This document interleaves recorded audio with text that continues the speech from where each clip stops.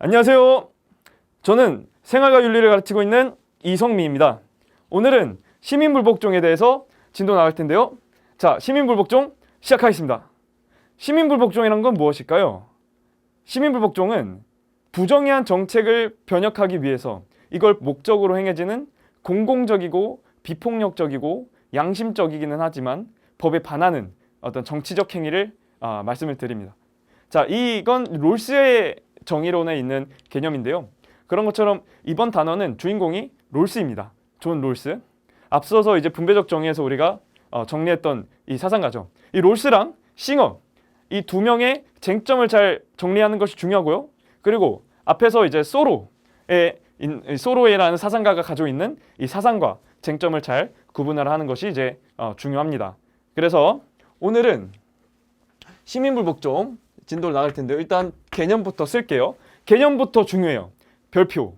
자, 이게 2024년 수능에서 이 개념을 잘 정리하고 있는가? 이걸 체크하는 문제가 사실상 나왔어요. 그래서 이걸 보면은 부정의한 정책의 변혁을 목적으로 행해지는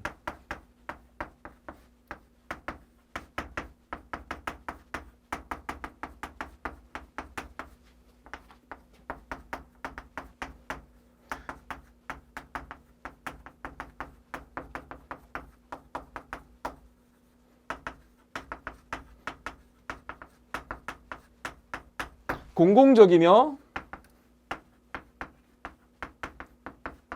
비폭력적이며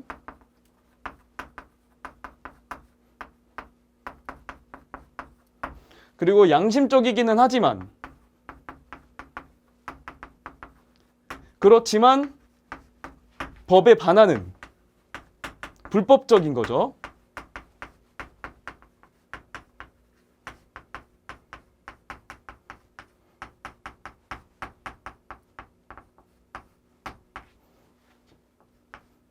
행위.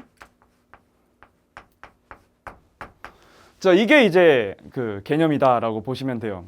롤스가 정의했던 시민불복종의 개념인데, 이 시민불복종은 우리가 여기서 이제 6가지 정보가 이제 보이는데, 첫 번째 부정의한 정책의 변혁을 목적으로 행해지는 거고, 공공적이고 비폭력적이고 양심적이고 그렇지만 법에 반하는 그렇지만 그렇고 그리고 이제 정치적 행위다라고 이제 볼 수가 있어요. 그럼 이 시민불복종에 대해서 각각의 이제 이 개념들은 이제 이따가 설명을 할 텐데 시민불복종은 우리가 이제 배경이 무엇인가라고 생각을 하면은 배경은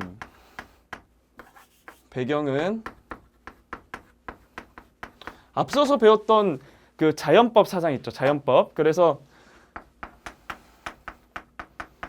이렇게 있고 그리고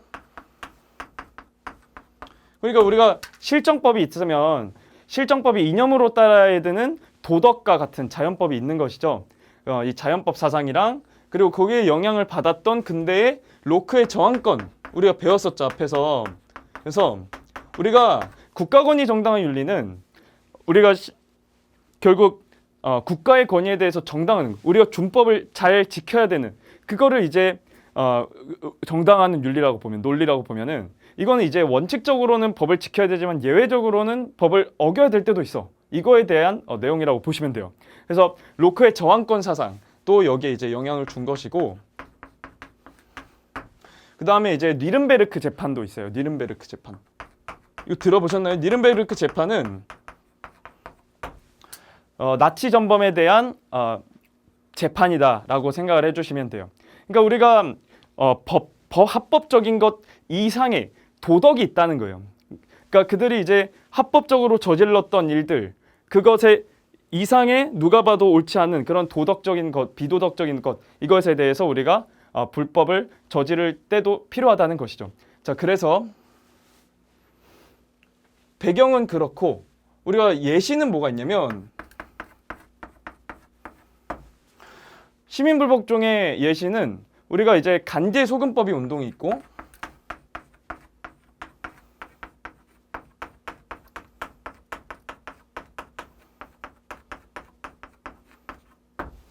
간제소금법 운동은 우리가 소금이라는 생필품을 사는데 인도에 영국이 이제 50% 정도를 세금을 부과했던 상황에서 간디가 이제 비폭력적으로 시위를 하고 성공을 했던 사례예요. 그 다음에 또 뭐가 있냐? 마틴 루터 킹의 민권 운동.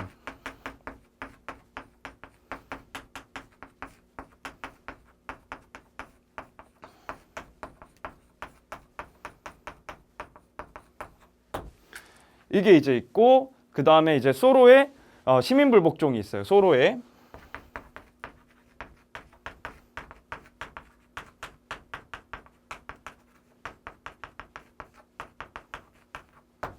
이렇게 이제 있다. 소로는 이제 인두세라는 것에 대해서, 그러니까 당시 이제 미국의 멕시코 전쟁에 대한 이 부정의한 전쟁이라고 봤던 이 소로가 여기에 대해서 인두세, 이 인두세라는 게 사람 머리에다가 내는 세금이다라고, 그러니까 사람 머리에다가 걷는 세금, 그러니까 각 사람에게 세금을 부과했다라고 보시면 돼요. 거기서 이제 이거는 부정의한 전쟁이니까 나는 여기에 대해서 저항할래 하면서 시민불복종을 했다라고 생각을 해주시면 돼요. 자, 이거는 사실 우리가 무조건적인 게 아니에요. 어떤 절대적인 권리가 아니라 우리가 조건적으로 정당한 조건이 맞았을 때 이거를 이제 시민불복종을 할 수 있다라는 것인데, 그럼 그 정당한 조건이 뭘까요? 라고 했을 때 우리가 이 정당한 조건에 대해서 각 소로라든지 롤스라든지 싱어가 어떤 쟁점을 가지고 있는지 잘 볼 거예요. 자, 그래서 이 시민불복종은 우리가 여기서 이제 정당한 조건이 먼저 드워킹부터 이제 시작을 하는데, 정당한 조건부터 쓰면은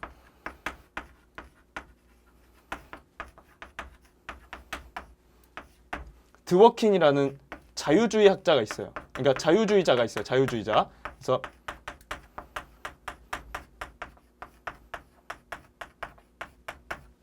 드워킨은 이제 헌법 정신이 그 근거였어요. 헌법 정신. 우리가 헌법, 법률, 명령, 규칙, 조례가 있죠. 그때 이제 법률이 헌법을 따라야 되겠죠. 그게 이제 드워킨이 말을 하는 건데,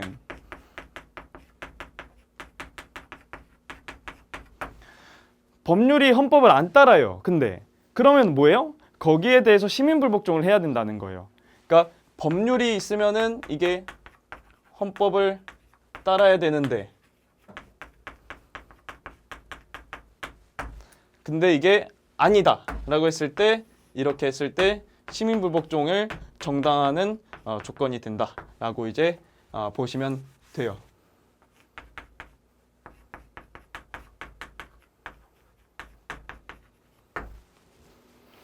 자, 이게 이제 우리가 드워킨의 입장인데 그 한계가 뭘까요? 이거는 헌법보다 더 일반적이고 더 추상적인 도덕 원칙을 간과했다는 게 한계가 있어요. 그러니까 법률이 도덕을 어겼을 때 이거에 대해서 우리가 저항을 해야 될 때가 있는데, 이거를 아직까지는 생각하지 못했다. 이게 한계예요. 그러니까 도덕을 간과했다는 거예요.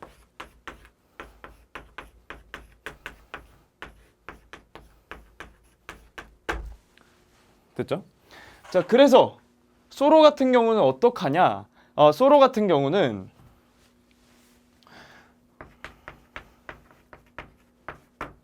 소로 같은 경우는 개인의 양심을 근거로 우리가 시민불복종을 정당화할 수가 있다라고 이제 보는 거예요. 그래서 개인의 양심,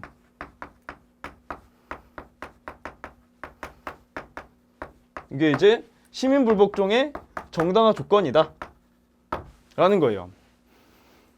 우리는 이건 이제 절대적인 도덕이 전제가 된 거예요. 자, 그랬을 때 우리는 한 사람의 국민이기 전에 인간이어야 된다. 그러니까 법보다 양심이 더 중요하다는 거예요. 도덕이 더 중요하다는 거예요.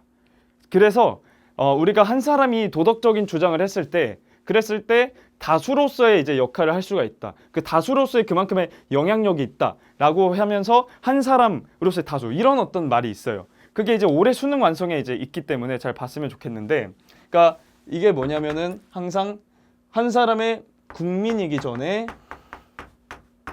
한 사람의 인간이어야 된다. 그리고 이게 이제 중요하다는 거예요. 한 사람의 우리가 법을 따르는 거죠. 법을 따르기 전에 양심을 따르는 거, 도덕을 따르는 거. 이게 이제 더 중요하다는 거예요. 양심을 따르는 거. 이게 더 중요하고, 그리고 한 사람으로서의 다수, 뭐 이런 말이 있다.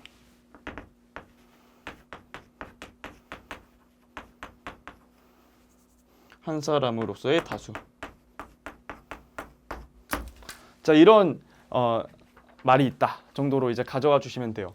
자, 근데 이제 서로의 특징은 뭐냐면 이때 이제 시민불복종이 즉각적이라는 게 되게 큰 특징이에요. 즉각적이다. 그리고 뭐 적극적인 시민불복종이다. 이런 것도 있는데, 자, 이게 이제 중요한데, 시민불복종을 즉각적으로 바로 할 수 있다라는 게 이제 특징이기 때문에 이거는 그 이후에 있는 사람들에게는 이후에 있는 사람들에게는 우리가 이거는 한계가 있다. 이게 시민불복종으로 나오게 되는 결과에 대해서 우리가 위험할 수가 있다. 법과 민주주의에 대한 존중이 감소가 될 수 있는 등 이게 이제 싱어가 얘기한 거거든요. 그래서 시민불복종을 너무 이제 즉각적으로 하는 거는 이제 문제가 있다. 또 그리고 이제 개인의 양심에 있어서는 우리가 이거는 주관적으로 흐를 위험이 있다. 뭐 이렇게 이제 한계를 지적해요.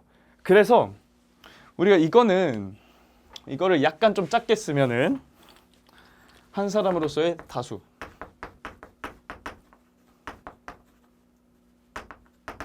이거는 어떤 특징이 있냐면 이거는 주관적으로 흐를 가능성이 있다. 이 개인의 양심은 주관적 흐를 위험이 있다. 이게 한계가 있다. 그렇기 때문에 우리는 어떻게 해야 된다? 객관적 도덕 원칙에 근거해야 된다. 라고 보는 거예요.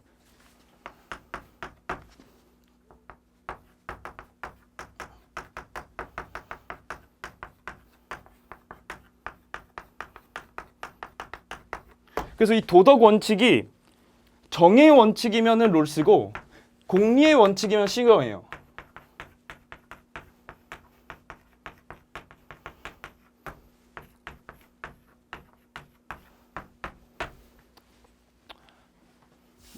정의의 원칙이면은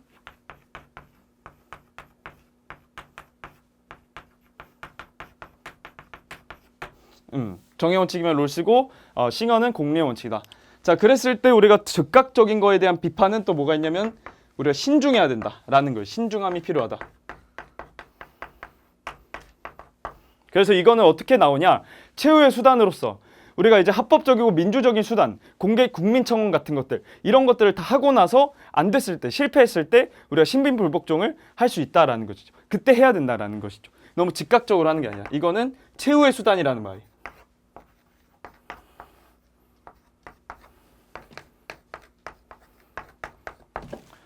됐죠?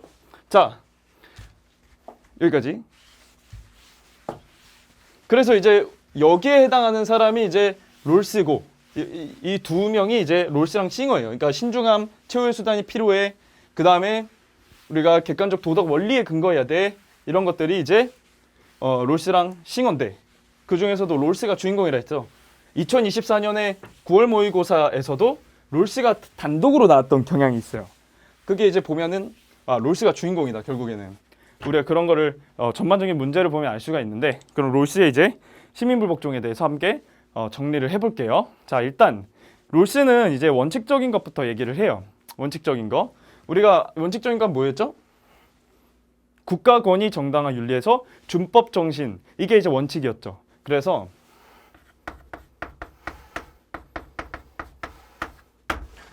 원칙은 우리가 다수결의 원칙, 다수결.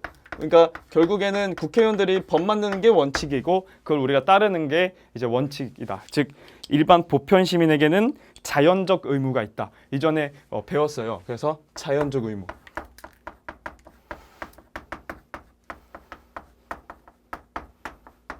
근데 이거의 목적은 뭐죠? 정의로운 체제에 대한 지지가 목적이죠. 정의로운 체제의 지지. 그러니까 보편 시민에게 일반적으로 요구되는 준법 정신의 목적은 정의로운 체제에 대한 지지다라고 이제 볼 수가 있는데, 그래서 웬만하면 부정해도 참아야 돼요. 이게 이제 부정의에도 불복종해야 하는 게 아니라 복종해야 되는 의무가 있다. 이게 되게 중요하거든요. 부정의에도 되게 중요하니까 부정의에도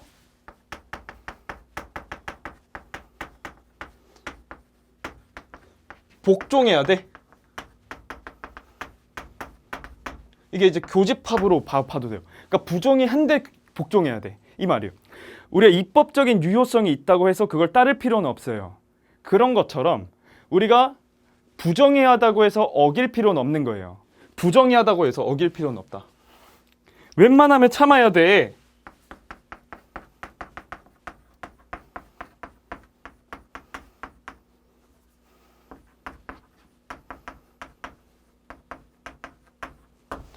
선생님 부정의하면 이거 시민불복종 하는 거라면서요. 아, 이게 중요한 게 뭐냐면은 부정의한 건 정도가 중요한 거죠. 부정의한 정도가. 그러니까 우리가 시민불복종의 시행 여부는 법에 부정의한 정도에 달려 있는 거예요. 시민불복종의 여부가 아니라 시행 여부. 이거는 이제 여부, 질적인 거거든요. 근데 우리가 이게 어디에 달려 있다? 이게 바로 법에 부정의한 정도에.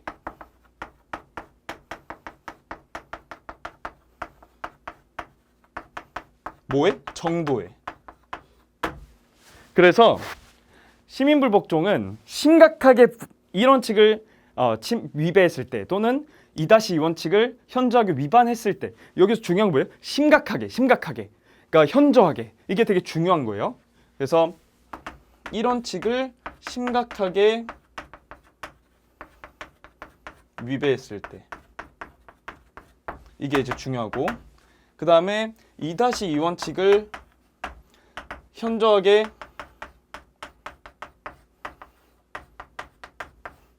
위반했을 때, 이게 이제 되게 중요해요. 그래서 웬만하면 참아야 된다라는 것이 이제 가장 중요하고, 우리가 이제 웬만하면 그럼 자연적 의무로 이제 따라야 되는데, 근데 이제 우리가 시민불복종과 관련해서 그 얘기를 하기 전에 절차적 정의에 대해서 좀 설명을 하고자 해요. 그래서 우리가 지금 이렇게 하는 거는 결국 다수결인데, 이 사람이 봤을 때 정의 원칙은 이번에 9월 모의고사에서도 봤듯이 기본 구조의 원칙이라고 이제 나왔는데, 이 정의 원칙은 우리가 사회 기본 구조에 적용이 되는 거예요. 기본 구조란 건 뭘까요? 권리와 의무를 할당하고 이익과 부담을 배분하는 방식이 기본 구조예요. 그래서 이 기본 구조에 적용이 되며 이 정의 원칙은 특히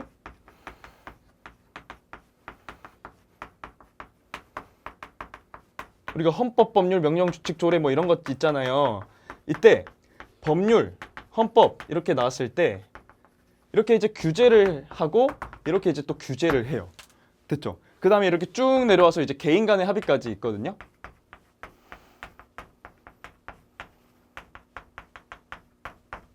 그랬을 때 얘네까지 이제 규제를 해주는 게 이 정의 원칙의 역할이에요. 됐죠? 이게 약간 자연법의 계승 이런 게 좀 이해가 되나요? 그래서 그러니까 정의 원칙 이렇게 이제 볼 수가 있는데, 얘는 우리가 이제 정의 원칙은 어떻게 도출을 할까요? 뭐가 우리 어디서 도출했죠? 원초적 입장에서, 원초적 상황에서 도출했죠. 그렇죠? 이 원초적 상황은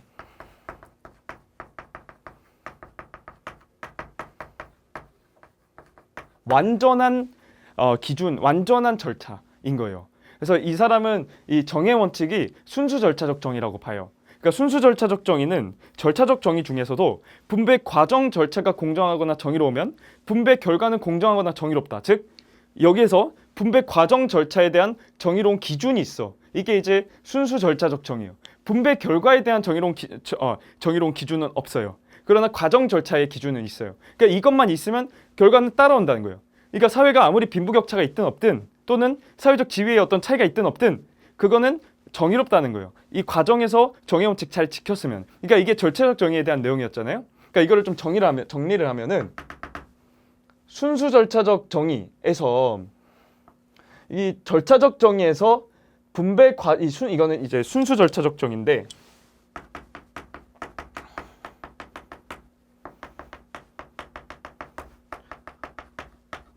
이게 이제 정의 원칙은 순수 절차적 정의인데, 이 순수 절차적 정의는 이전에 얘기했듯이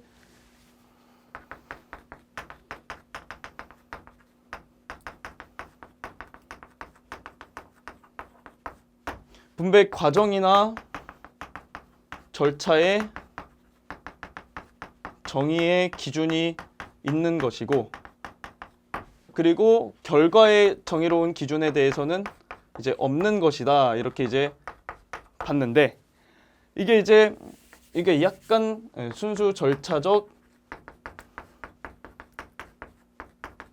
정의다. 그랬을 때 과정 절차는 있어요. 근데 이건 없어요. 근데 왜냐면 이게 있으면 따라오는 거예요. 분배 결과는 정의로운 거예요. 빈과 교차가 있든 없든. 그리고 이제 불완전한 절차적 정의가 있었죠. 있어요. 그래서 불완전한 절차적 정의가 있는데 이거는 분배 결과에 대한 정의로운 기준은 있어요. 이게 이제 바로 정의로운 헌법과 같은 거예요. 정의로운 헌법과 같은 거. 그래서 이 헌법은 정의로운 헌법이라는 게 그 분배 결과에 대한 기준이 있는 거예요. 그랬을 때 이거는 정의로운 헌법.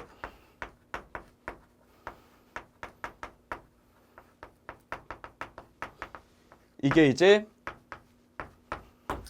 분배 결과에 대한 정의로운 딱 기준이에요. 헌법이 정의로워야 돼. 이게 분배 결과에 대한 기준이에요. 근데 이거를 도출해 줄 만한 완전한 절차가 없어요, 이거는. 그래서 분배 과정 절차에 대한 기준은 없기 때문에 얘는 불완전한 절차적 정의인 거예요. 분배 결과에 대한 기준만 있어요. 자, 그 다음에 그럼 법률은 뭘까요? 법률은 약간 이 두 중간에 있어요. 그래서 이 법률은 준순수 절차적 정의라고 하는데 일단 먼저 얘는 불완전한 절차적 성격이 있는 게 이 법률은 정의로운 법이라는 게 결과적으로 정의로운 기준이 있는 거예요. 그래서 불완전한 절차적 성격이 있는데 근데 이거는 왜 이제 예외가 좀 되냐? 이거는 뭐냐면은 얘는 최선의 절차가 있어요. 뭘까요? 최선의 절차?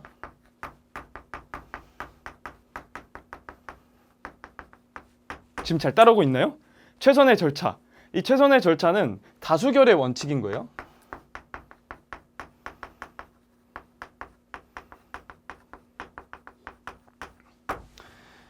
국회의원들이 법률을 만드는 거. 이게 이제 다수결의 원칙이에요. 간접민주주의 이렇게 이제 우리가 항상 봤었죠.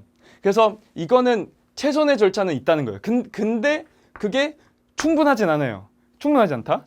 그래서 이거를 우리가 보장해 주는 게 뭐냐면 이거를 보완해 주는 게 뭐냐면은 바로 시민불복종이라는 거예요. 그러니까 최선의 절차가 있는데 법률이 정의롭지 않아. 그것도 이제 심각하게 정의롭지 않아. 또는 현저하게 위반해. 그러면은 우리가 뭐예요? 시민불복종을 보완하는 거예요. 그래서 이거는 시민불복종이 이렇게 스탠스가 있는 거예요. 이렇게 이제 보시면 돼요. 됐죠? 그래서 이거를 약간 이렇게 봐서 결국 얘는 우리가 준순수 절차적 정의라고 한다. 완전한 절차적 정의는 없는데 최선의 절차가 있으니까 그래서 준순수 절차적 정의고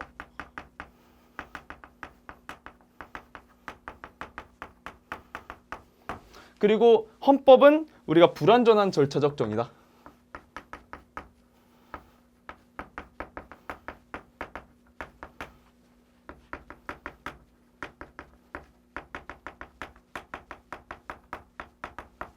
이렇게 이제 보시면 돼요. 그리고 마지막에 이제 절차적 정의에 있어서는 완전한 절차적 정의가 있는데 이랬을 때 얘는 둘 다 있는 게 이제 완전한 절차적 정의예요. 됐죠? 자, 이렇게 이제 보시면 됩니다. 그래서 우리가 시민불복종을 하는 거예요. 근데 이제 교과서에서는 이게 이제 대의민주주의잖아요. 최선의 절차가 간접민주주의적이잖아요. 그래서 이게 간접민주주의로 좀 쓰이는 경향이 있고, 그리고 이게 직접민주주의적으로. 왜냐면 이제 몇몇 소수의 시민들이 참여를 하면서 다수에게 우리의 협동의 조건, 이 협동이라는 건 우리가 사회란 거는 상호 이익을 위한 자발적 협동 이렇게 했는데 협동체. 우리 협동, 이 정의 원칙이 우리가 협력을 할 수 있게끔 해준다고 했었잖아요. 처음에 분배적 정의 때. 그래서 이 협력의 조건이 침해당하고 있어 하면서 다수에게 이거를 호소하고 있는 거예요. 근데 이게 소수가 참여를 하는 거잖아요. 그래서 좀 직접 민주주의적인 요소가 있다. 그래서 간접 직접 이렇게 좀 쓰이는 경향이 있기는 해요. 자, 그래서 우리가 그럼 이 시민불복종을 우리가 예외적으로 하는 것인데 이거에 대해서 한번 어떤 정당화 조건이 있는지 한번 볼게요. 자, 이 시민불복종은 우리가 결국에는 법을 어기는 거예요. 그럼 법을 어기는 거지만 그렇지만 항상 이제 싱어도 이따가 또 말씀을 드릴 테지만 항상 법에 대한 또는 민주주의에 대한 약간 그 충실성, 존중 이게 이제 항상 한계 안에 있어요. 그러니까 우리가 법을 어기기는 하지만 법에 대한 충실성의 한계 내에서 우리가 이걸 어겨야 돼요. 먼저 이제 원칙적으로 자연적 의무에 대해서 이제 얘기를 하고 이제 예외적인 내용을 하는 거예요. 예외. 그래서 예외는 이제 시민불복종이고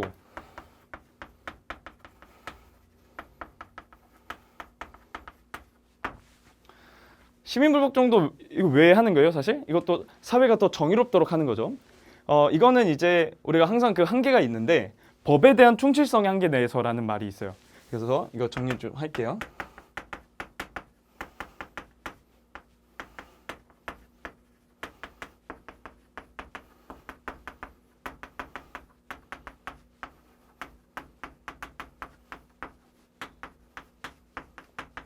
자, 이게 이제 2024년 수능에서 그때 수능 특강이랑 수능 완성이 둘 다 똑같이 법에 대한 충실성의 한계 내라는 그 내용을 수능 특강은 특히 이제 제시문에 넣어놨거든요. 그래서 제시문을 잘 봐야 돼요. 그러니까 이 제시문에 넣어놨고 그 또 기본 문제에 넣어놔서 이게 겹치는 게 뭐를 몰랐을 애들이 좀 있기는 한데 그리고 이제 수능 완성에 이게 나왔어요. 그래서 수능특 수완에 다 나왔으니까 되게 중요한데 그게 그때 당시에 아까 그 시민불복종의 정의와 관련해서 같이 이제 엮여가지고 나왔거든요. 그래서 이거 되게 이 세 가지 정도가 여기 안에 있는데 내용이 반드시 다 잘 알아야 돼요. 그래서 시민불복종을 해요. 그렇지만 우리가 어디 안에서 법에 대한 충실성의 한계 내에서 이게 이제 이렇게 법이 좀 좁힌다 이렇게 좀 생각을 해주시면 돼요. 그래서 법에 대한 충실성의 한계 내에서 우리가 아까 최후의 수단이어야 된다 했잖아요. 그래서 합법적인 민주적인 수단을 최대한 거쳐요. 뭐고? 공개청원이라든지 국민청원이라든지 이런 것들 있죠. 이래서 그러니까 국민청원, 청원 같은 것들. 그래서 최후의 수단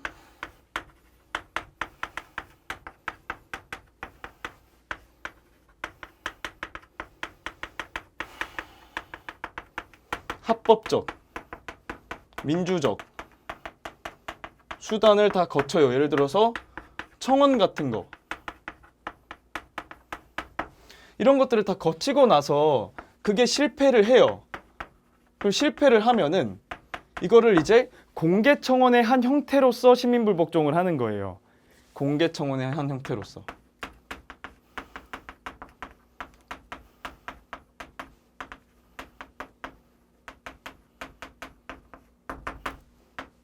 그래서 이때 우리가 공개성, 공개석상에서 하는 거라서 공공성이 있어요. 그래서 이 첫 번째 공공성이 있다.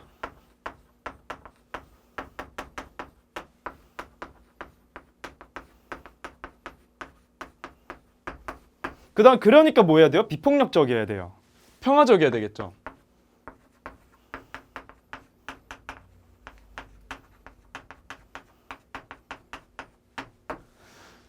이게 이제 이 두 가지가 요새 뭐가 나오냐면 성실성에 대한 보증. 그러니까 이 성실성이 나와요. 성실성. 우리가 이제 내가 지금 얘기하고 있는 게 양심적인 건지를 내가 스스로도 다시 확신하기가 어려워요. 내가 시민불복종을 하고 있는데 내 얘기가 지금 내 스스로도 확신을 하기가 어려워. 그러니까 어떻게 해야 된다? 다수에게 호소하는 과정에서 확신을 가지는 거라는 거예요. 이게 이제 성실성이라고 이제 설명을 해요. 제가 안 그래도 이 부분이 그 원전을 좀 읽다 보면은 이 부분이 되게 눈에 띄거든요. 성실성 이런 단어들이. 왜냐면은 여기 그 다음에 있는 내용이 처벌감수인데 처벌감수에 대해서 항해 진지성 이런 것들을 그동안 얘기를 했는데 얘는 아직 안 말했단 말이에요. 성실성을. 근데 안 그래도 그래서 제가 수업 때 이거를 얘기해요. 근데 올해 수완에 이걸 반영이 됐어요. 성실성에 대한 내용이. 그래서 이게 되게 중요한 내용, 성실성 내용. 그러니까 원전을 읽다 보면 그냥 이게 중요할 수밖에 없구나 이런데 올해 나왔다. 자, 그래서 성실성에 대한 내용인데 이게 이제 양심에 대한 확신을 갖는 거에 대해서 얘기를 하는데 양심에 대한 확신은 어디서 온다? 우리가 다수에게 호소하면서 별표 수완에 나왔어 올해. 자, 그 다음에 하나는 뭐냐면은 처벌 감수가 있다.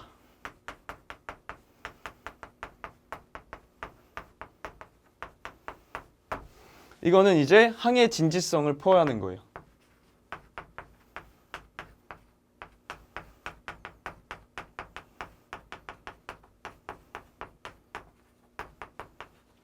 이게 이제 이렇게 있다 정도로 이제 다 암기를 해야 돼요. 이거를. 이게 이제 뭐랑 다르냐? 법의 경계선 밖에서라는 말이랑 좀 달라요.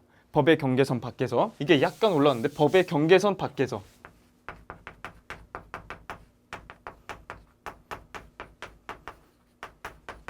그래서 이게 아까 얘기했다. 이게 이렇게 나왔어요. 2023 수능에. 법의 경계선 밖에서.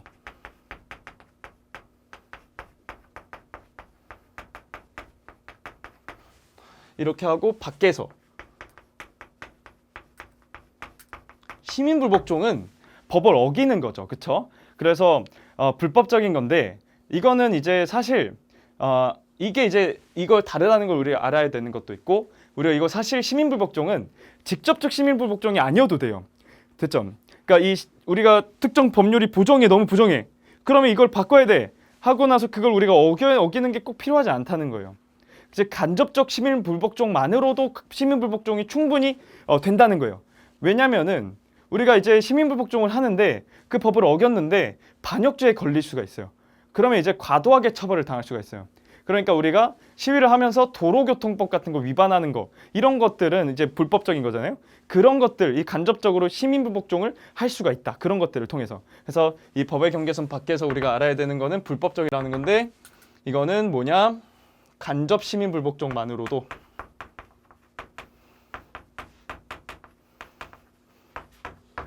시민불복종이다. 이게 만으로도 이게 시민불복종이다. 뭐가 필요하지 않다? 직접 시불이 필요하지 않다.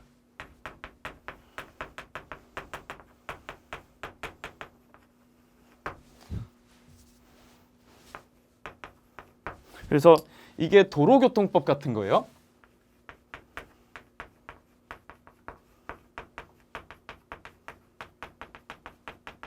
그 다음에 이거는 뭐냐면은 반역죄 때문에. 그러니까 이게 이유는 반역죄.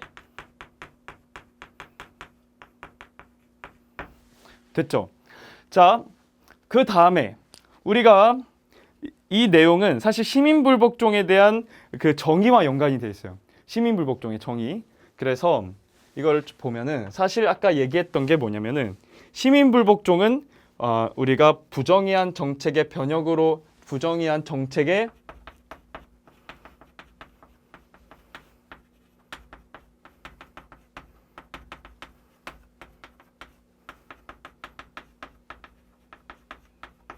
별표. 여기까지 잘 따라오고 있죠.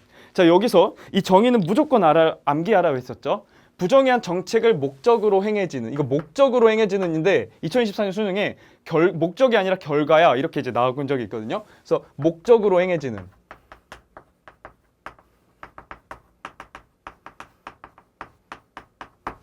이게 이제 공공적이고 비폭력적이며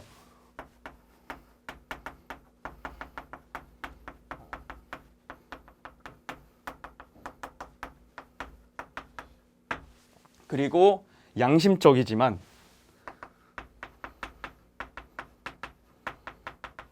그렇지만 법에 반하는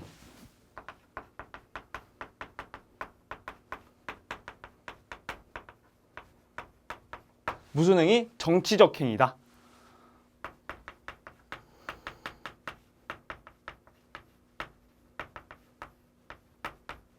이렇게 이제 있어요. 그래서 이게 이제 여기가 바로 법의 충실성의 한계 내려서라는 내용이고 그리고 양심적인 거는 맞고 그 다음에 법에 반하는이라는 게 이런 불법적이라는 걸 말하는 거예요. 그래서 이게 이제 정치적 행위라는 게 이제 우리가 앞으로 얘기할 거고 이것도 별표. 그러니까 요새 이것도 당연히 나오고 이게 이제 중요해요. 되게 정치적 행위가.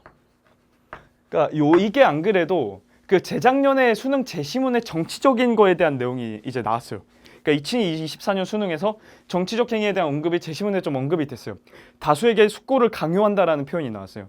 이게 되게 특징적인 표현이었어요. 강요한다 막. 그게 이제 작년에 9월 모의고사에서 디귿 리을 선지로 그 숙고를 강요한다가 소수가 다수에게 이제 하는 거, 이 시민불복종, 다수에게 아까 호소한다 했잖아요. 그게 이제 나왔고, 그리고 이게 숙고를 요구한다, 뭐 이렇게 이제 얘기가 나왔거든요. 결국 최근 기출 제시문은 무조건 암기가 되어야 되는 것도 당연한 거지만 거기에서 이제 눈여겨보는 게 정치적 행위 이거에 대해서 약간 깊게 안 나왔단 말이에요. 그러니까 원전을 읽다 보면은 이 정의에 대해서 보다 보면 요거 그 부정의한 정책 변혁을 목적으로 이거는 이제 이따가 배울 텐데 뭐 체제에 대한 혁명 이거 아니야. 뭐 정책 변혁이야, 개혁이야. 이런 거에 대해서 얘기하고 이런 거 애들 다 잘 알아요. 뭐 공공적 비폭력도 이제 요새 많이 좀 나왔어. 2024년에. 그리고 그때 당시에 나왔으니까 법에 반하는 이것도 이제 많이 나오니까. 근데 이게 잘 안 나와요. 이게 이제 간접 시불, 직접 시불 이런 것까지 나왔단 말이에요. 근데 이게 잘 안 나왔었는데 2024년 수능 재시문부터 이게 이 부분 되게 중요하다라고 이제 볼 수가 있어요. 그래서 이 두 가지가 이 정치적 행위라는 거에 이게 이제 가지는 의미의 두 가지가 매우 우리가 잘 정리해야 될 내용이라는 것이죠. 그래서 우리가 정치적 행위라는 거는 뭐냐면은 정치 권력을 쥐고 있는 우리가 이제 민주주의 사회에서는 결국에는 정치 권력을 쥐고 있는 건 다수예요. 그래서 사실 시민불복종은 실패하기가 어려워요. 왜냐면은 시민불복종을 통해서 특정 법률이 바뀌지 않더라도 우리가 다수에게 호소하는 그 과정이 시민불복종에 있어요. 우리가 정의로운 원칙, 정의의 원칙, 즉 협력의 조건이 침해됐어 라고 하면서 다수에게 호소하는 그 과정이 있잖아요. 그러면 이제 다수가 그걸 안다는 거는 그 이후에 이제 선거를 할 때 그거에 대해서 반영을 할 수가 있다는 거예요. 그러니까 우리는 그 부정의한 정책이 바뀌지 않아도 직접적으로 바뀌지 않아도 이게 이제 다수가 안다는 것만으로도 그건 시민불복종은 실패할 수가 없다라는 말이에요. 그래서 결국에는 이제 정치적 행위라는 거는 뭐냐면은 그러한 정치 권력을 쥐고 있는 다수에게 호소한다는 점에서 정치적 행위라는 거예요. 그래서 첫 번째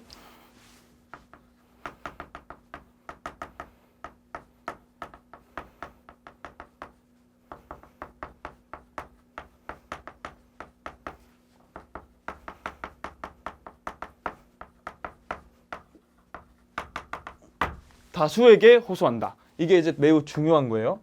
그러니까 다수의 정의감에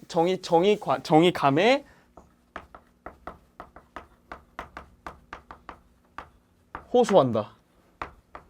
이 다수의 정의감 이거를 이제 좀 설명을 하면은 우리가 다수의 정의감이라는 거는 이후에 이거에 대해서 이거 뭐냐면 그러니까 좀 뭐냐면은 이거를 깔끔하게 좀 설게요.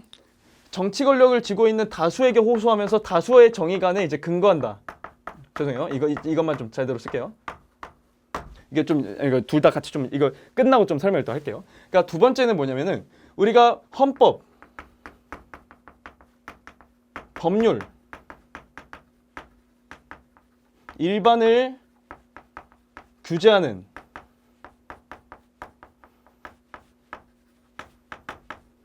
이게 아까 이제 얘기했던 거잖아요.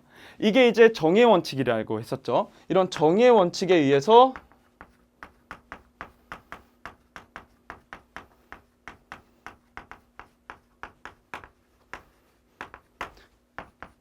지도되고 정당화된다. 된다는 점에서 우리가 시민불복종은 정치적이다라고 이제 볼 수가 있는데, 자 이제 다수에게 호소한다는 거는 아까 얘기했던 것처럼 민주사회에서 정치 권력을 쥐고 있는 건 다수고, 그 다음에 이제 다수의 정의감 이거를 이제 얘기를 할 텐데, 우리가 이제 정의 원칙에 의해서 지도되고 정당화된다. 헌법 법률 위반을 규제하는 정의 원칙에 의해서 지도 정당화되고, 그리고 이거는 쭉 이렇게 쓰다가 그 글들을 보면 그 이후에 이 시민불복종은 우리가 다수의 정의감에 근거하는 이렇게 이제 나와요. 그러니까 우리가 시민불복종을 정당화하는 그 근거는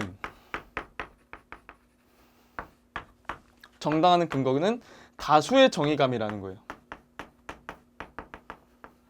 또는 감도 되고 관도 돼요. 그러니까 이게 의미는 사실 다르긴 하지만 이거를 사실 구분을 하지 않아요. 근데 이게 무슨 거에 뭐에 대한 다수의 정의감일까요? 바로 정의 원칙에 대한 다수의 정의감 또는 정의관이에요. 그래서 정의 원칙.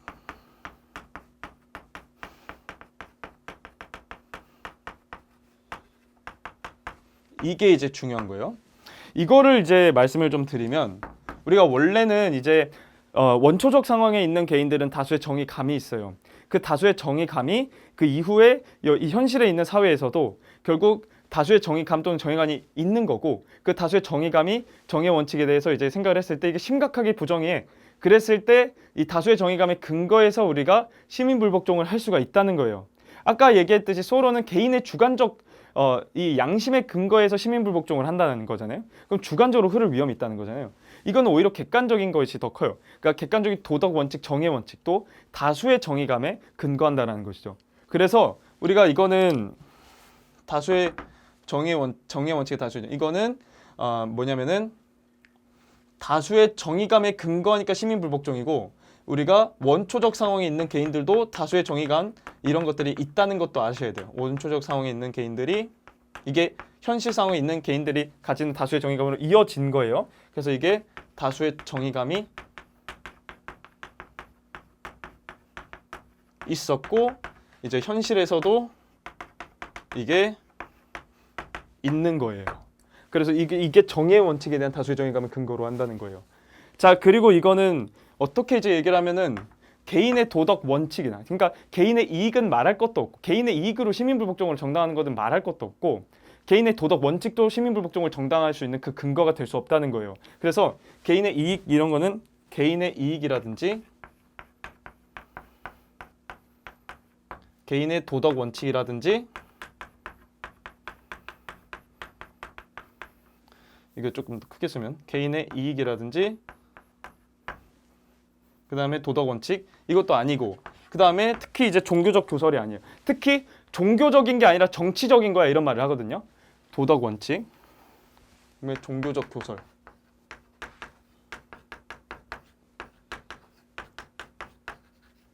이게 이제 근거하는 게 아니다. 즉 종교적인 게 아니라 정치적인 것이다. 이렇게 이제 얘기해서 이런 어떤 의미가 정치적인 어떤 의미가 있다라는 거를 잘 가져갔으면 좋겠어요. 자, 우리가 그래서 시민불복종은 이렇게 이제 정치적 행위까지 우리가 좀 정리를 했는데 여기서 결국 중요한 거 하나만 또 말씀드리면 정의 원칙이랑 다수의 정의감은 여기서 사실상 말을 바꿔서 쓰고 같은 말로 좀 쓰인다고 보시면 돼요. 우리가 문제 풀다 보면은 정의 원칙을 근거로 또는 다수의 정의감을 근거로 한다고 하잖아요. 그게 사실상 정의 원칙에 대한 다수의 정의감이거든요. 근데 이거를 정의 원칙이랑 다수의 정의감을 그냥 말을 바꿔서 쓰는 경우가 좀 있어요. 그래서 이거를 좀 주의해 주셨으면 좋겠어요. 자,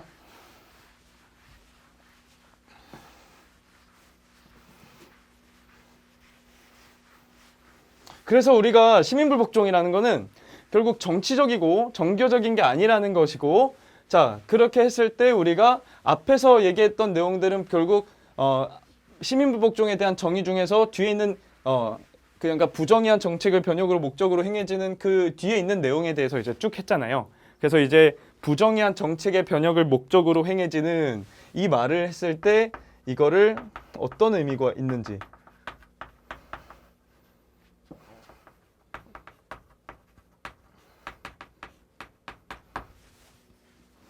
자, 이거에 대해서 어떤 의미가 있는지를 좀 이제 얘기를 할게요. 그래서 이거는 이제 정책의 변혁을 목적으로 하는 것이지 헌법, 그러니까 체제, 부정의한 체제 이게 아니에요. 체제에 대해서 혁명을 일으키자 이게 아니라 정책에 대해서 개혁을 일으키는 게 중요한 거예요. 그래서 약간 좀 차이가 나는 말들이 뭐냐면은 계속해서 차이가 나는 말이 헌법이라든지 중요하니까 이것도 이건 고전적으로 좀 많이 나은 건데 헌법이라든지 체제라든지 그리고 이거랑 반대되는 게 법률이라는 거예요. 그러니까 보통 시민불복종의 대상은 법률 또는 명령이에요. 그래서 법률, 모든 제도 이런 것들이 이제 되는 거지. 이거에 대한 개혁이지 이거에 대한 혁명이 아니다. 그러니까 이게 아니고 이게 대상이라는 거예요. 개혁이라는 거예요. 개혁, 변혁. 그러니까 롤스가 이제 얘기하는 게 이것도 이제 얘기할 수 있는데 내가 얘기하는 거 그것까지 고찰하진 않겠다. 그래서 이걸 얘기한다 이렇게 이제 얘기를 해요. 그리고 이제 시민불복종을 이제 그래서 주체가 뭐냐면 시민불복종 하는 주체는 뭐냐면 체제의 합법성을 인정하는 시민들에 국한해요. 그래서 주체는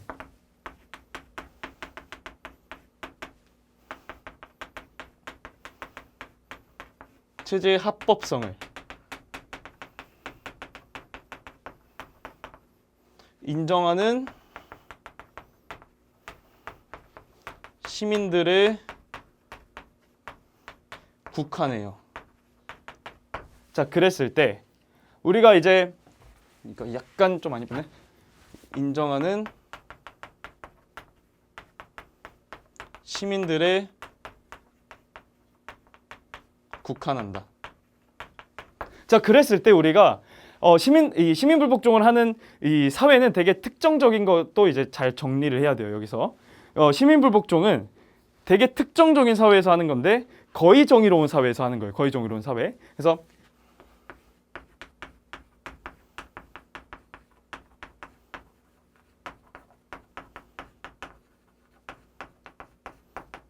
즉 이거는 뭐냐면은 대체로 질서 정연한 사회랑 사실상 같은 의미로 좀 쓰여요.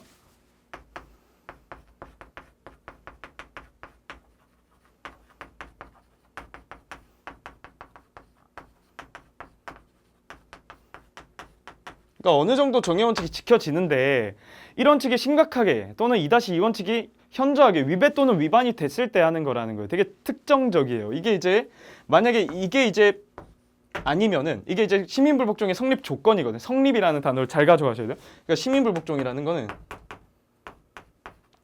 성립 조건.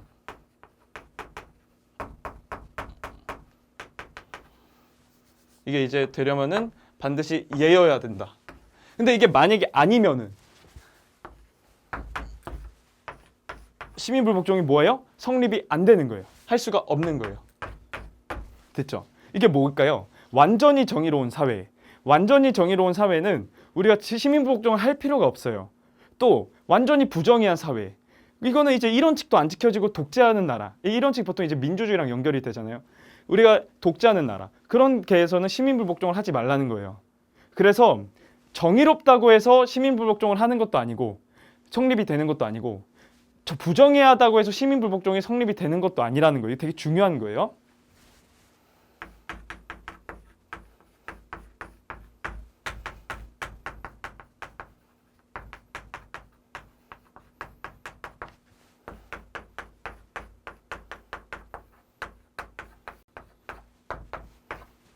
그러니까 어느 정도 정의로운데 심각한 부정의가 있는. 그러니까 그때는 이제 체제 자체가 또는 이제 체제 자체가 부정의해. 뭐 이런 내용이 아니에요. 그러니까 부정의한데 그러니까 어느 정도 정의로운데 부정의가 있는, 심각한 부정의가 있는 뭐 이런 거라고 이제 생각을 해주시면 되고, 정의롭다고 시민불복종을 하는 것도 아니고 정의롭지 않다고 해서 시민불복종이 성립될 수 있는 것도 아니다. 자, 이렇게 이제 보시면 돼요. 자, 그렇게 했을 때 우리가 이제 이 시민불복종을 하는 거에 대한 정당화 조건을 이제 책을 읽다 보면 결국 이렇게 쭉 이렇게 얘기하다가 결국 하나 더 얘기하는데 하나가 또 이제 성공에 대한 합당한 전망이 있어야 된다. 뭐 이런 거에 대해서 이제 좀 얘기를 해요.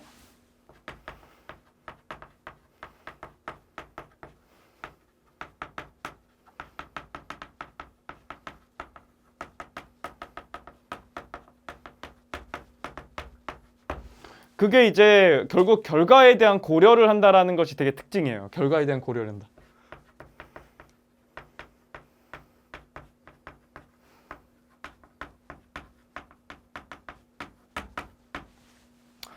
자, 이렇고 그리고 우리가 해야 되는 게 뭐냐면은 또 마지막에 이제 내가 이 시민불복종에 대해서 내가 이게 많이 일어나지는 않겠지만 이거에 대해서 이제 얘기는 해야겠다. 이렇게 이제 이런 맥락으로 설명을 해요.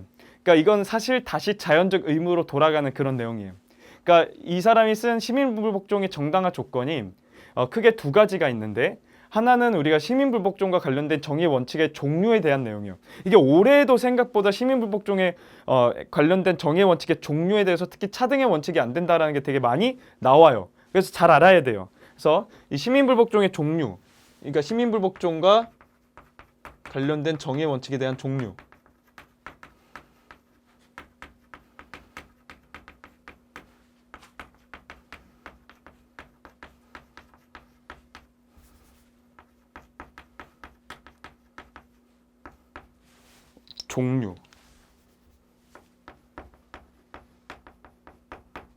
그러니까 이게 이제 1원칙이고 2원칙이죠. 2-2원칙, 2-2원칙.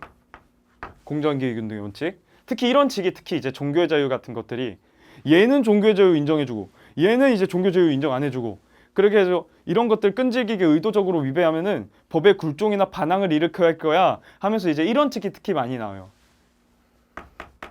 근데 뭐가 안 된다? 2-1원칙은 안 돼요. 차등의 원칙은 안 돼요. 왜 안 될까요?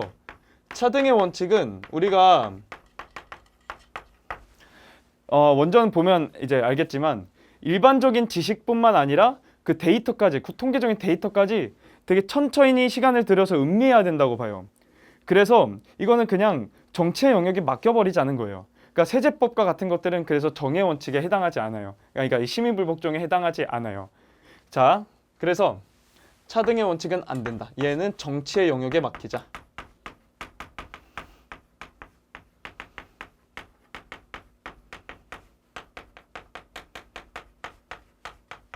근데 이게 이제 수능 완성에서는 좀 되게 간단하게 언급을 되기는 했는데 여튼 이런 내용이 있어요. 자, 그 다음에 하나는 또 뭐냐면은 최후의 수단에 대한 내용이에요. 이거는 뭐 앞에서 얘기를 빨리 많이 했으니까 그냥 빨리 언급만 하고 넘어갈게요. 그래서 이 두 가지 조건에 대해서 충족이 돼서 만약에 이런 경우를 생각해 보자 하면서 이제 얘기를 하는 내용이 작년 2024년 9월에 있는 제시문에 재작년 2024년 9월에 있는 제시문에 롤스만 나온다 했었잖아요.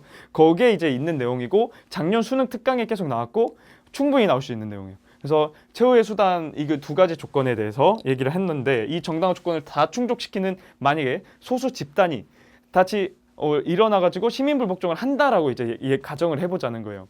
그래서 이 시민불복종을 할 때 이 소수 집단들이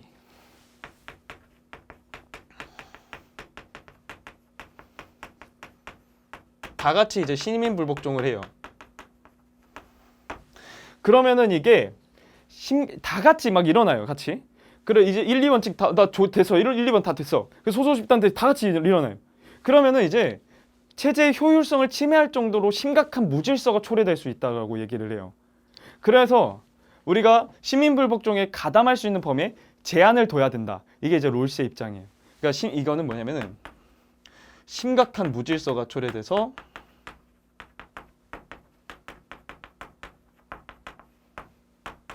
그래서 체제의 효율성을 침해할 수도 있어요.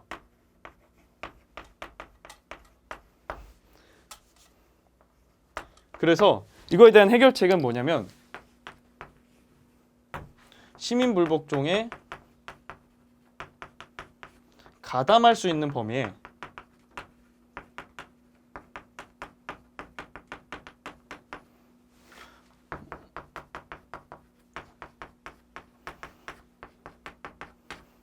제한이 있어야 된다. 이게 되게 중요한 내용이에요. 이게 이제 결국 자연적 의무로 돌아가는 거예요.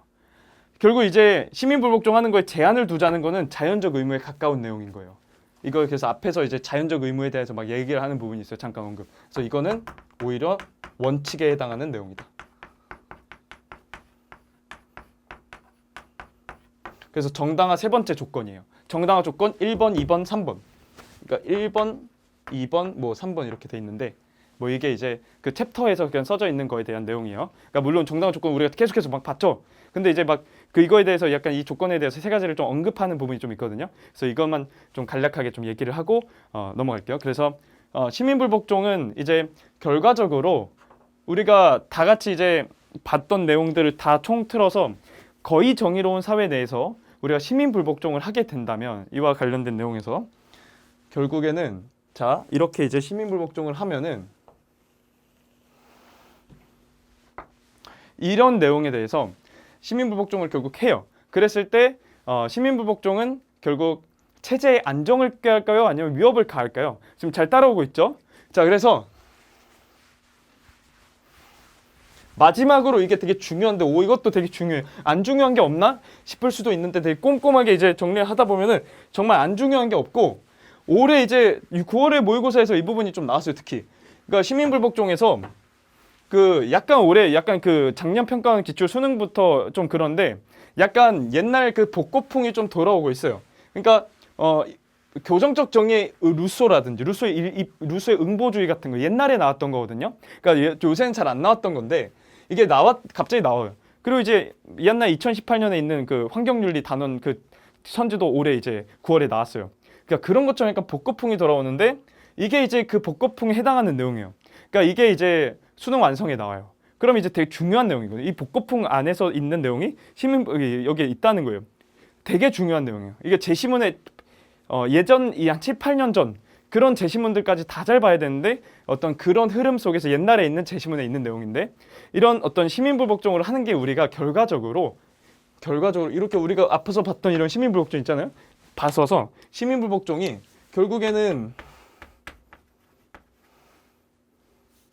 시민불복종을 하는 거, 즉 거의 정의로운 사회 내에서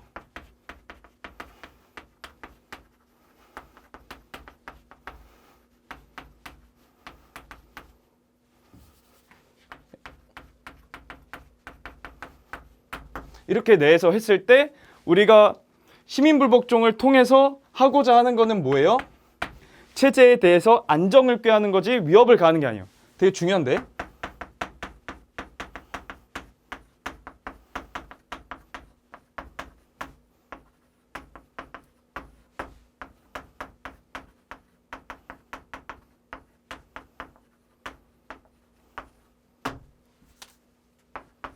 안정을 꾀하는 것이다. 그래서 올해 체제에 대한 어떤 유지를 위한 어떤 이런 게 이제 니은 선제에 있었거든요. 9월 모의고사 시민불복종 니은 선제. 그런 것들이 이제 요새 중요한 내용에 대한 반영이죠. 이게 이제 나왔던 거예요. 그래서 우리가 시민불복종을 하는 거는 이거 막 시위를 하니까 사람들이 이거 체제 막 흔들려고 그러는 거야 이렇게 생각이 들 수도 있어요. 그러나 이거는 정의로운 체제가 안정되도록 하는 거죠. 우리가 시민불복종을 하는 목적이 뭐예요? 부정의한 제도야. 우리가 이 정의의 원칙이 잘 어겨지고 있어. 지금 많이 어겨지고 있어. 심각하게 어겨지고 있어. 다수에게 호소하면서 그 법률이 그 제도가 정의의 원칙을 더 잘 따르도록 하기 위함이죠. 그래서 이 정의 원칙을 더 잘 따르도록 하는 게 목적이니까 이거는 체제에 대해서 안정을 꾀하는 거지 체제에 대해서 위협을 가하는 게 아니라는 거예요. 만약에 체제에 위협을 가하는 것으로 생각이 된다면 그건 위정자 탓이라는 거예요. 이것도 알아야 돼요. 이게 이제 옛날에 있는 내용인데 올해 이번에 반영이 나온 거라는 거예요. 그래서 체제의 위협을 만약에 가하는 것으로 생각이 된다면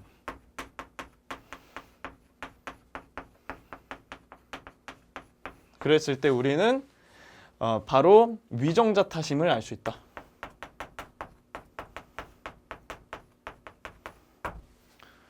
됐죠? 자, 여기까지 롤스 시민불복종 정리를 다 했습니다. 싱어 잠깐 쉬었다가 싱어 바로 진도할게요. 네, 자 그럼 싱어부터 다시 시작하겠습니다. 피터 싱어, 공리주의자죠. 이 사람의 시민불복종은 어떻게 이제 전개되는가? 그러니까 실존윤리학이라는 이 책의 토대로 한번 정리를 하겠습니다.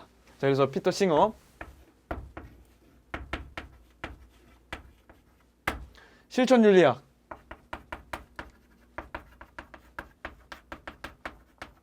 이고 자 피터 싱어도 우리가 객관적인 도덕 원칙에 근거해야 된다. 그 다음에 이제 최후의 수단이어야 된다. 이거에 대해서 이제 롤스랑 입장이 공통적이에요.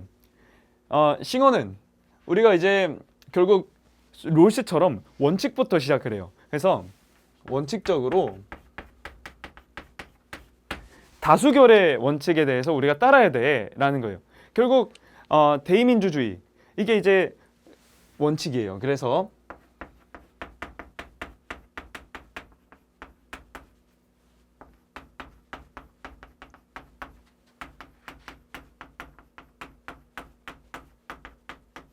그러니까 원칙적으로 우리가 준법이 이제 필요하다라는 것이죠. 그러니까 우리가 법률을 지킬 때 법에 대한 존중이 강화되기도 하고 그리고 그런 어떤 이 공적인 어떤 기관이 필요하다라는 걸 인정을 해요. 싱어는. 그래서 이제 싱어는 다수결의 원칙을 일단은 따라야 된다라고 이제 보고요. 그 다음에 이제 예외적으로 우리가 시민불복종을 하는 그 관련해서 일단 소로에 대한 얘기를 할 때, 그러니까 이 내면의 목소리라고 양심을 얘기하는 사람이 있다라고 이제 얘기를 좀 먼저 할게요. 그러니까 이 양심에 대해서. 그러니까 이 양심에 대해서 뭐 타당한 점도 있고 뭐 좋은 점도 있는데, 그러니까 좀 긍정적으로 이제 얘기를 좀 하다가 이제 싱어가 이 양심이 내면의 목소리를 의미하는 사람이 있어라고 이제 얘기를 해요. 이거 왜 얘기하냐면은 이게 수능 완성이 나왔어요 올해. 그래서 안 그래도 이제 원전을 읽을 때 제가 이 부분은 작년에도 그렇고 좀 되게 눈에 띌 수밖에 없는 내용이에요. 왜냐면 소로랑 관련이 돼 있으니까. 작년에 이제 6월 모의고사에서 소로가 나왔어요. 원래 소로가 잘 안 나오고 롤스싱어만 나오는데 소로가 작년에 수능 특강에 이제 많이 나오게 되니까 소로가 반영이 됐어요. 그래서 양심이 이제 내면의 목소리를 의미하는 사람이 있다라고 이제 얘기를 해요. 그래서 소로처럼 양심을 근거로 이제 시민불복종을 정당화하는 것은 이제 한계가 있다라는 거예요. 이거는 합리적인 존재로서 우리가 최선을 다한 것은 아니다라고 이제 봐요. 그래서 이거는 내면의 목소리고 이거는 합리적 또는 최선 이거 아니다 뭐 이러면서 이제 비판을 하는 대목이 좀 있어요. 이런 거 구체적인 어떤 표현 같은 것들은 이따 원전 볼 때 좀 더 볼 거예요. 그래서 이 원칙적으로는 다수결의 원칙은 그래서 따라야 돼. 다시 이제 와서 원칙에 대해서 얘기를 하고 그렇지만 우리가 51%가 맞으면은 49%도 맞을 수 있다는 거예요. 그러니까 다수결의 원칙도 한계가 있다는 지점을 명확히 얘기를 해요. 그래서 51%가 맞으면은 49%도 맞을 수 있다.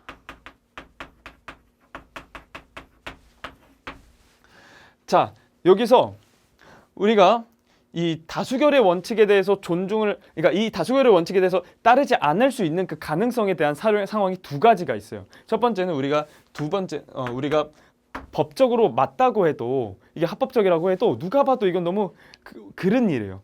잘못된 일이에요. 그른 일일 때. 그러니까 누가 봐도 이거는 뭐 끔찍한 일이다. 뭐 이런 얘기가 있어요. 일단 첫 번째. 그 다음에 두 번째는 우리가 진정한 민주주의에 대한 복원. 그러니까 진정한 민주주의에 대한 반영이 안 됐어. 뭐냐면은 진정한 다수의 의견이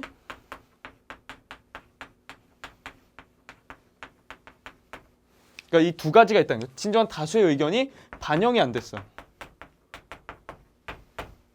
그래서 우리가 이제 시민불복종을 얘기하는 거는 이 진정한 다수의 의견에 반영이 되지 않는 거에 대해서 내용이 나오는 거고 우리가 이 그른 일이다. 누가 봐도 그른 일이야. 이게 이제 이 부분은 사실 우리가 많이 딱히 이제 좀 익숙하지 않죠. 그렇죠? 근데 이제 이 그른 일이라는 거는 올해 수능 완성에서 이 부분이 언급이 돼요. 그래서 올해 사실 리을선지 그 9월 모의고사 리을선지를 판단할 때 다수가 공리의 어떤 증진을 위해서 제정한 법률에 대해서 우리가 불복종하는 것은 불가능하다라고 하는 게 리을선지였어요. 근데 우리가 이 어떤 근거든 다수결에 의한 원칙이 즉 대의민주주의를 통해서 국회의원들이 법률 만든 것도 결국은 우리가 이것도 불복종을 할 수가 있는 거예요. 이 두 가지 어떤 것도. 그래서 그거는 이제 X였다. 리을선지는. 근데 우리가 보통 시험에서 나오는 거나 우리가 그 실천윤리학 그 원전만 봐도 싱어가 얘기하는 시민불복종은 이 부분에 이제 초점이 맞춰져 있어요. 그래서 이 부분을 좀 얘기를 좀 할게요. 그러니까 이 사람이 말하는 시민불복종의 목적은 뭘까요? 진정한 민주주의에 대한 복원이다라고 보시면 돼요. 그래서 진정한 민주주의의 복원을 위해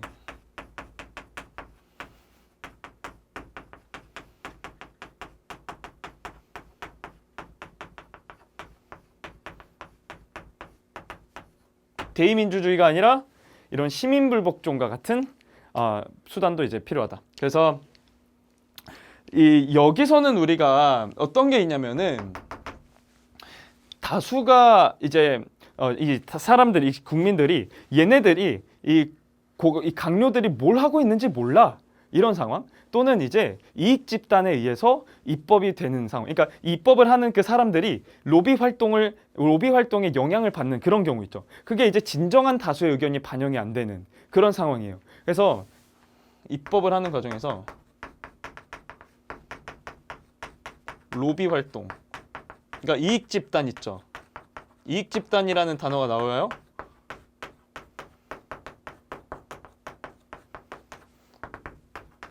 영향을 받을 때. 또 아니면은 이제 강요들이 우리가 이 사람들이 뭐 하고 있는지 몰라 이런 것들이 있을 때 우리가 이거에 대해서 재고를 촉구를 하거나 다시 이제 숙고를 요구를 하거나 이런 것들을 재고를 요구 뭐 이런 것들이 이제 이 시민불복종과 관련된 내용인 거예요. 그래서 이 사람들은 이 싱어 같은 경우는 이제 이런 어떤 상황에서 예외적으로 시민불복종이 될 수가 있어라고 얘기하면서 사실 비슷한 어떤 흐름으로서 이 예외적으로 시민불복종도 그러나 예외적으로 되는데 그러나 우리가 법과 민주주의 원칙에 대한 존중을 명백히 해야 돼. 라고 이제 얘기를 해요. 아까도 뭐였어요? 법에 대한 충실성의 한계 내에서 이렇게 얘기했죠. 자연적 의무 얘기 나오고 시민불복종 할 때. 이것도 법과 민주주의 기본 원칙에 대해서 우리가 존중을 명백히 한다. 이렇게 얘기가 나와요.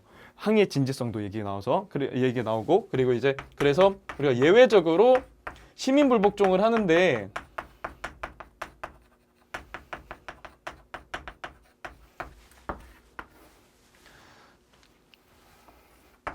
여기서 시민불복종을 할 때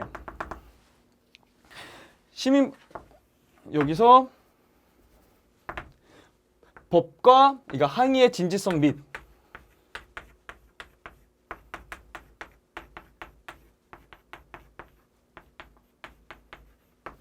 법과 민주주의 기본 원칙에 대한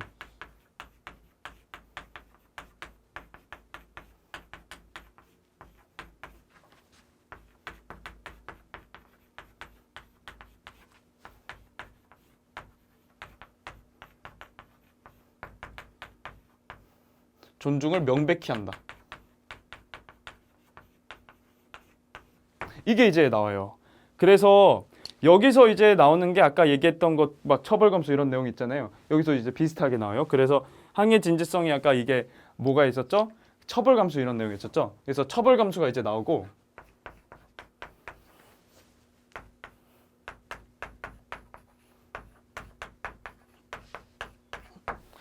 됐죠? 그 다음에 여기서는 좀 다른 게 법의 힘에 저항하지 않음으로써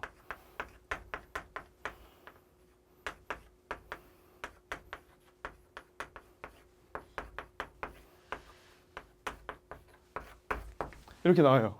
그 다음에 두 번째는 비폭력성이 나와요.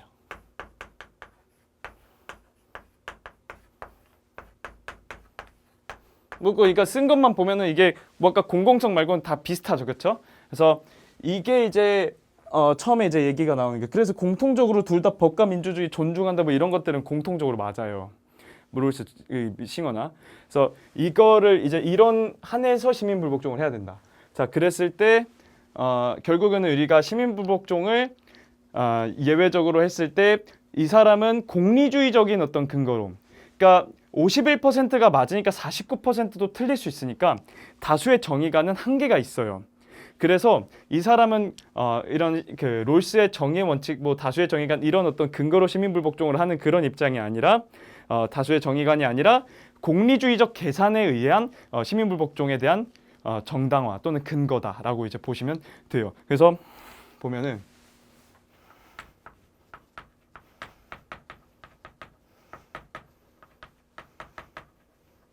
이거를 정당화하는 것이 뭐가 있냐면은 공리주의적 계산이다.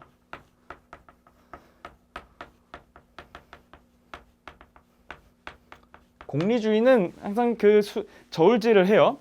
그래서 시민불복종을 할 때도 법과 민주주의에 대한 존중이 감소가 될 수가 있는데 법과 민주주의에 대한 존중 감소라는 시민불복종이 낳는 이게 안 좋은 것이라고 볼 수가 있어요.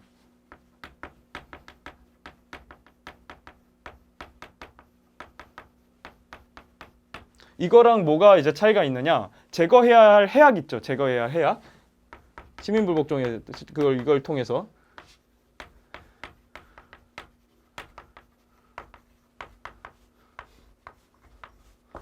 해악. 네. 그래서 이게 더 커야죠. 이게 플러스죠. 플러스.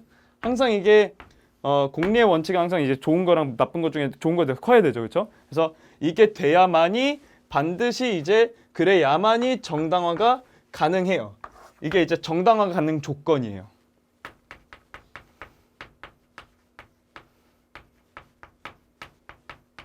그러니까 이걸 하려면 반드시 이게 필요하다. 됐죠? 그러니까 만약에 이게 안 되면 뭐예요? 정당화 불가, 허용 불가.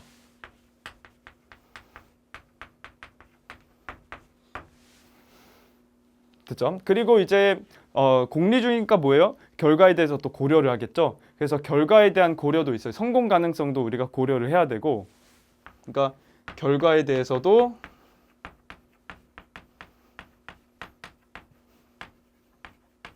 고려를 이제 해야 되고, 그리고 우리가 결과뿐만 아니라 우리가 시민불복종을 통해서 다른 수단으로 성공할 수 있는 가능성을 없앨 수도 있어요. 그런 것도 이제 고려를 해야 돼요.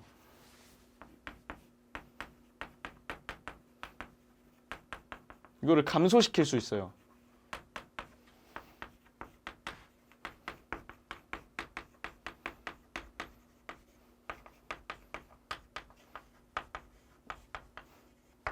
이게 부정의한 이런 해악을 이제 없애는 것과 관련해서, 그러니까 다른 수단으로 성공할 수 있는 가능성이 있는데, 이거를 감소시킬, 이 점도 고려를 해야 돼요. 이게 올해 9월 모의고사에서 뭐 제시문에서도 나왔는데, 이거는 뭐 그동안 계속 많이 나왔던 내용이니까 잘 이제 가져가셨으면 좋겠고, 그래서 우리가 법과 민주주의에 대한 존중 감소, 뭐 이런 것들이 이제 이제 문제도 있을 수 있으니까 이것도 이제 고려를 해줘야 된다. 이걸 잘 이제 가져왔으면 좋겠고, 자, 그래서 이 사람은 시민불복종을 통해서 하고 싶은 게, 이 체제 그 시민불복종을 통해서 우리가 알리려는 것이지 막 다수에게 강요하는 건 아니야. 뭐 이런 것들도 이제 표현이 나오거든요.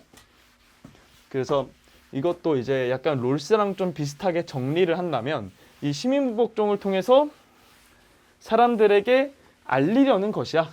강요하는 게 아니야. 뭐 이런 것들도 이제 표현이 나오니까 좀 잘 가져가셨으면 좋겠고,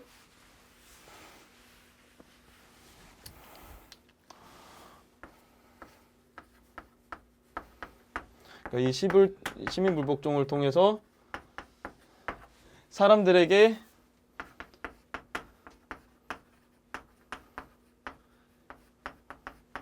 강요하는 게 아니라 강요 또는 강제 하는 것이 이제 아니다. 그리고 오히려 다수에게 이거와 관련해서 알리려는 것이다. 이런 것들도 좀 표현이 많이 나와요, 시험에서. 그래서 알리려는 것이다.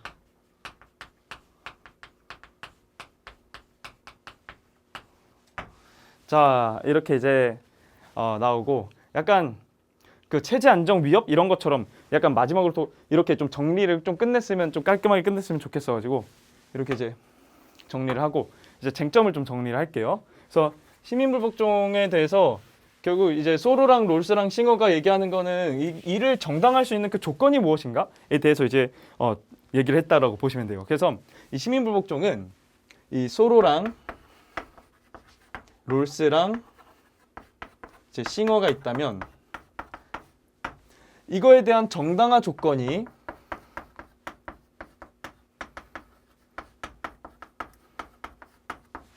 얘는 근거가 뭐냐면, 그러니까 정당화 조건이라면 근거라고 이제 쓰면은 좀 직관적으로 받아들이기 쉬울 거예요. 그래서 소로는 개인의 양심이죠. 개인의 양심.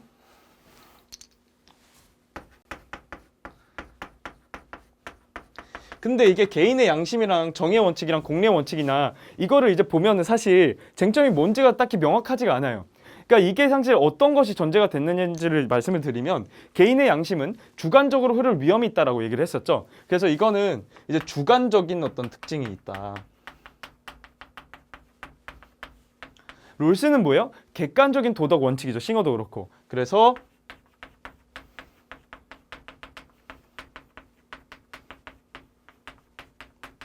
이렇게 이제 본다. 그래서 이게 이제 정의 원칙이냐,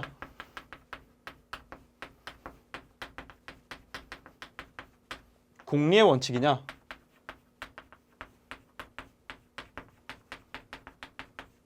이게 이제 차이가 있는 것이죠.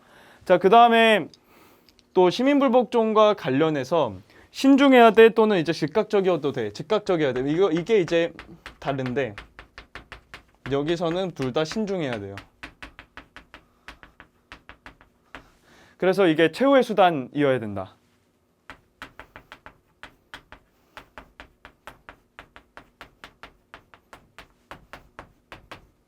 그리고 이와 관련해서 제가 아까 이제 공공성, 비폭력성 뭐 이런 것들 얘기했었잖아요. 그러니까 이 법과 민주주의에 대한 존중,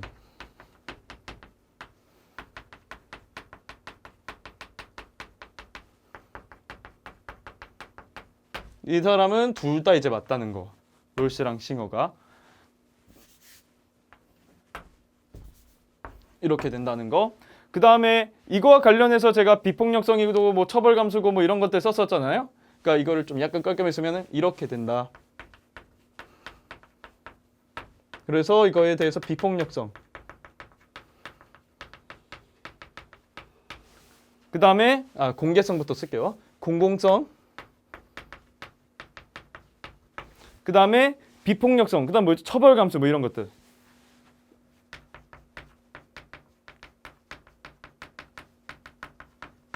그 다음에 처벌 감수. 그 다음에 성공에 대한 고려했을 때 결과에 대한 고려했죠. 그래서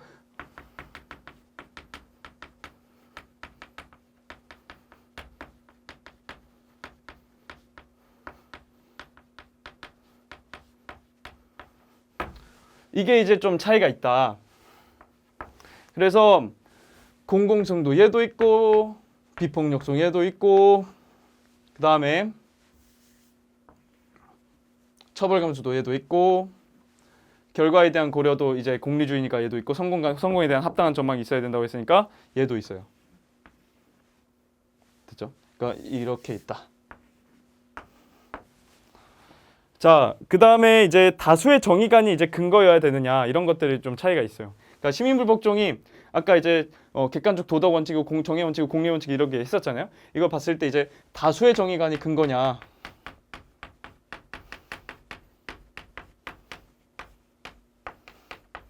이거는 이제 얘는 그렇지 않다는 거. 그러니까 롤스 같은 경우는 그렇지만 얘는 이제 49% 맞으면 51%, 그러니까 51% 맞으면 49%도 맞다. 이거 얘기했었죠. 그래서 얘는 좀 아니라는 거. 그래서 이렇게 좀 문제를 푸시면 된다.